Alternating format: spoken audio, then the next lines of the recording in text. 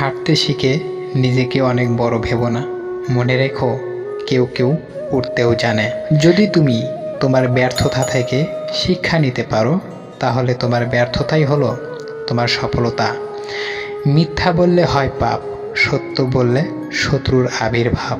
চুপ থাকলে মানসিক চাপ, জীবন যেন একটা অভিশাপ।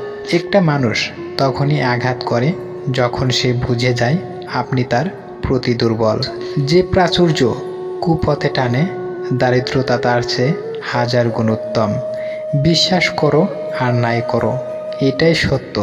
যাদের জন্য তুমি দিনের পর দিন স্যাক্রিফাইস করবে, একদিন তারাই তোমাকে অপমান করবে, তোমার অবদানকে ভুলে যাবে। তর্ক যদি করতেই হয়, কোনো জ্ঞানীর সাথে করো। জিততে না পারলেও কিছু শিখতে পারবে। মূর্খের সাথে তর্ক করার অর্থ নিজেকে মূর্খ প্রমাণিত করা। ভালো থাকতে চাইলে 5টি জিনিস ত্যাগ করতে শেখো। নাম্বার 1, অনেক বেশি ভাবা। নাম্বার 2, নিজেকে অন্যর সাথে তুলনা করা।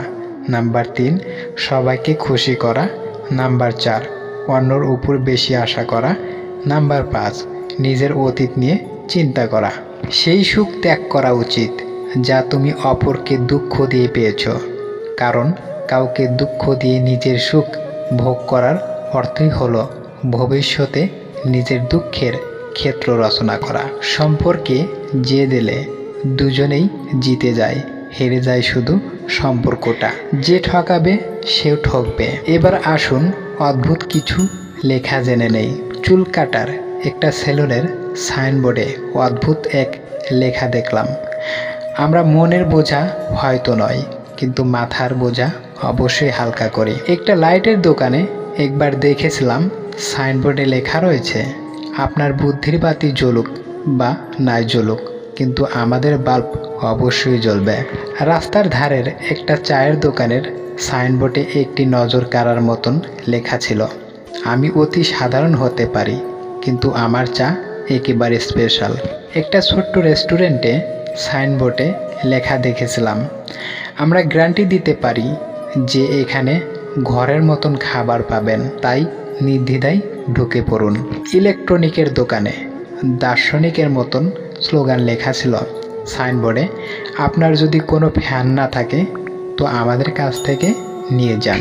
এক ফুচকাওয়ালা তার ঠেলার সামনে লিখে রেখেছিল, আমাদের ফুচকা খাওয়ার জন্য হৃদয় বড় হওয়ার থেকে হা বড় হওয়াটা বেশি জরুরি।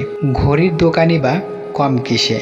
একটি দোকানে লিখেছিল, সময়কে কাবুতে রাখতে চাইলে দেয়ালে টাঙিয়ে রাখুন অথবা হাতে দিয়ে রাখুন। এক জ্যোতিষী ছিল, সে এই বিষয়ে একটু এগিয়ে।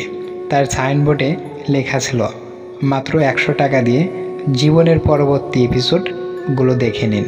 এক তেল কোম্পানিও পিছিয়ে ছিল না, তারা সাইনবোর্ডে লিখে দেয়, অযথা অন্যকে তেল মেরে কী লাভ, নিজের টাকে তেল লাগান, ফল নিশ্চিত পাবেন। এক ফল আলাও বাদ থাকে কেন, সেও একটা সাইনবোর্ড ঝুলিয়ে দিল, আপনি শুধু কর্ম করুন, ফল আমি দেব। ভিডিওটি ভালো লাগলে প্লিজ একটা লাইক করবেন, কারণ আপনাদের একটা লাইক আমাদের পরবর্তী ভিডিও বানাতে উৎসাহ যোগায়।